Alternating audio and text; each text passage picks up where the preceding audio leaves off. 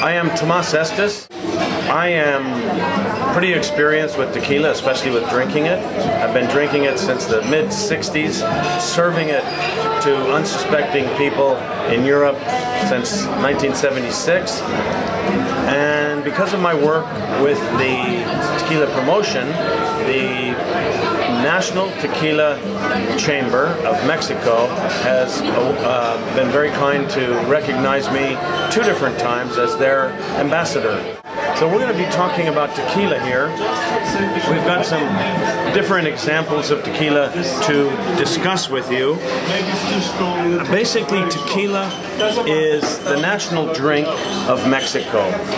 The base of tequila is this plant, which is called the agave plant. There are many, many varieties of it. There's only one variety from which tequila can be made. That's the blue agave, the Weber agave, the agave tequilana. All those are the same name for one very particular plant, which through history, when there were a number of agaves being used to make this vino de mezcal, which is what the Spanish called it originally, people started realizing that the best vino de mezcal came from the Valley of Tequila.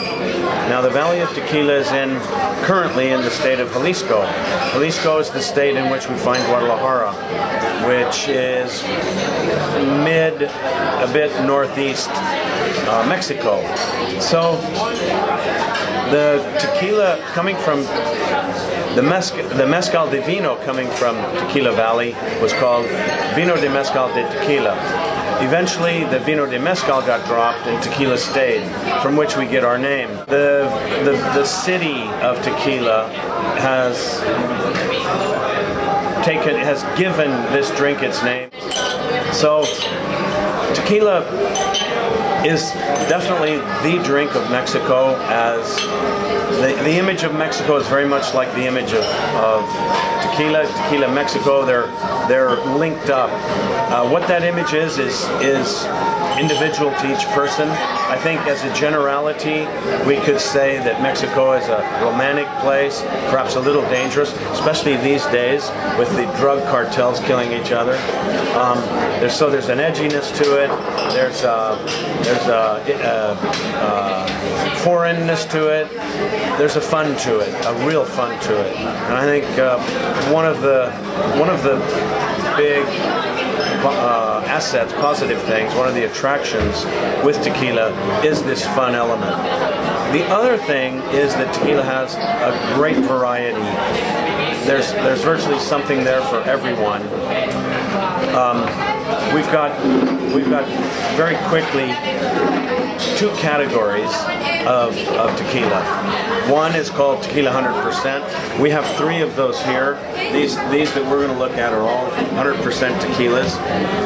100% agave tequilas. Now that means, as I said, the plant from which this product comes is called the agave. With 100% agave tequila, it comes only from that plant. With what they call regular tequila, there can be up to 49% other sugars. Usually it is cane sugar. Now that will give a different profile, a taste profile. They actually add the sugar at the point of fermentation. Very quickly on the production of tequila, as I've said, this agave stays out in the fields something like around average of 8 years. So it's a really long gestation period until the agave is ready to be harvested and elaborated in tequila. Once they're harvested, they're cooked so that the starches in the plant change to sugar. Very, very sugary juice comes out of that cooked plant called agua miel, honey water. That is placed in tanks and mixed with yeast. That yeast attacks, this is classic, this is for all alcohols actually. The yeast attacks the sugars and creates alcohol and carbon dioxide. Heat as well, but that escapes. So does the carbon dioxide in this case. We know that carbon dioxide is captured with a drink like champagne, not with tequila, it's allowed free. After the fermentation, we go to distillation. The tequila is distilled twice minimum. It could be more than twice, could be as many times as anybody would want. And then we have tequila. Then we have a tequila like this one. This one is what they call blanco. It can be called blanco, white tequila. It can be called silver. It can be called plata. All those names basically mean that it's a tequila that is unaged. The taste profile in general of this tequila is going to be very full of the agave flavor. It's going to be very fresh. It's going to be very lively. So that's one of the classes that give us such a variety. This is another class. It's called reposado. That's basically the blanco, which has been laid away to rest for a minimum of 2 months up until 12 months. It will get a slight or more exaggerated color to it from the wood that it's in. Usually tequilas are aged in used American whiskey barrels, which is white oak. The reason being is that those barrels are only allowed, those are allowed to be only used one time. After that, they must sell them or destroy them, but they can't use them again. So Mexico, very close by with a large and thriving tequila market, is a willing buyer for that. Now, the next one that we're going to look at here is an añejo. This is the next progression along.